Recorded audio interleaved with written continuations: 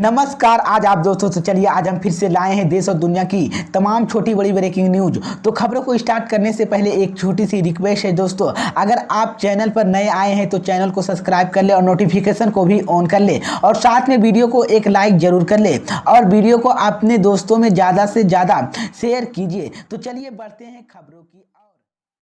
इसी बीच पर दोस्तों अगली खबर की ओर ममता बनर्जी ने CAA और NRC को बताया बीजेपी का चुनावी हथकंडा। जी हां दोस्तों, आपको बता दें ये बड़ी खबर सामने निकल कर आई दोस्तों की पश्चिम बंगाल के मुख्यमंत्री ममता बनर्जी ने केंद्रीय मंत्री शांतनु ठाकुर को उस दावे पर प्रतिक्रिया दी है जिसमें उन्होंने कहा था कि राज्य में एक सप्ताह के भीतर नागरिकता संशोधन अधिनियम यानी कि CAA लागू कर दिया जाएगा। ममता बनर्जी ने भारतीय जनता पार्टी बीजेपी पर इस मुद्दे पर राजनीतिक हंगामा करने का आरोप लगाते हुए कहा है कि उनकी सरकार पहले ही बंगाल में शरणपंथियों को नागरिकता दे चुकी है। कुशल बिहारी जिलों में आयोजित एक प्रशासनिक बैठक के दौरान ममता बनर्जी ने कहा कि शरणार्थी से निवासियों नागरिक माना जाता है और वो सभी आवश्यक सरकारी लाभ प्राप्त करते हैं। उन्होंने कहा कि जिनमें वो शांतनु ठाकुर NRC के खिलाफ लड़ाई लड़ी, अब वो CAA चिल्ला रहे हैं। राजनीति हमने सभी नागरिकता दी है तो उसे राशन मिलता है, वो स्कूल जाते हैं और छात्रवृत्ति शिक्षकों और योजना मिलती है, इसीलिए ठीक क्योंकि नागरिक है। इस बीच ममता बनर्जी ने कथित अत्याचारों खासकर शीतलकुंची की घटनाओं पर कथित तौर पर 4 युवकों की हत्या कर दी गई, लेकिन इस पर भी BSF की आलोचना की गई। इसी को लेकर ममता बनर्जी ने भी कहा कि उत्तर बंगाल 500 करोड़ रुपया 198 परियोजनाओं की घोषणा करते हुए केंद्र सरकार पर ग्रामीण सड़कों को रोकने की OBC छात्रवृत्ति की गई है।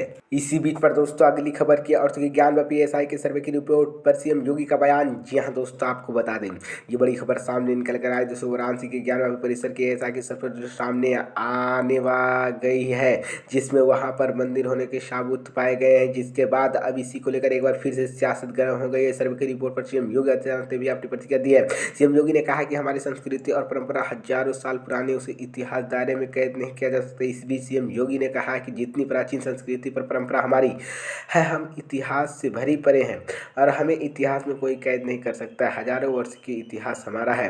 अभी अपने वाराणसी को देखा होगा, वाराणसी में काशी विश्वनाथ धाम में ज्ञानवापी में SI की रिपोर्ट सामने आई है। SI की रिपोर्ट में क्या बताती है आपको सामने उदाहरण करता हुआ CM योगी ने कहा कि राम मंदिर के पूर्वज कृष्ण हमारे पूर्वज है, वो सिर्फ हमारी आस्था, हमारी विरासत और हम उस विरासत के गर्व करते हैं।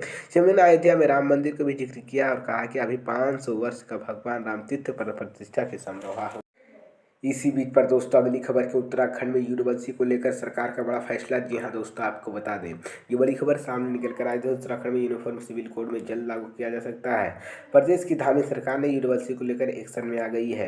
यूनिवर्सिटी को लेकर बनाई गई ड्राफ्ट कमेटी 2 फरवरी को अपनी रिपोर्ट सरकार को सौंप देगी, जिसके बाद इस पर आगे की प्रक्रिया शुरू हो जाएगी। CM धामी ने आज अपने सोशल मीडिया अकाउंट से एक पर इसकी करारी दावा करते हुए जल्द ही इस प्रदेश में लागू किया जाएगा। CM पुरस्कार सिंह धामी ने एक्स पर लिखा कि आदरणीय प्रधानमंत्री श्री नरेंद्र मोदी जी को भारत का श्रेष्ठ भारत विजय और चुनाव के पूर्व उत्तराखंड देव से जनता समझ रखे संकल्प या उनकी इच्छाओं के अनुरूप हमारी सरकार प्रदेश के सामने नागरिकता संहिता लागू करने होते हुए तो संदर्भ प्रतीत करे। इसी भी CM धामी ने इसके साथ ही यूनिवर्सिटी और NRC से बातचीत कर इस पर दावा किया और कहा है ये जल्द से जल्द विधानसभा चुनाव यूनिवर्सिटी हमारा संकल्प तथा उत्तराखंड जनता के सामने हमारे संकल्प लिया था और जनता के लिए इसके लिए हमें मौका भी दिया जाएगा और सरकार बनने के बाद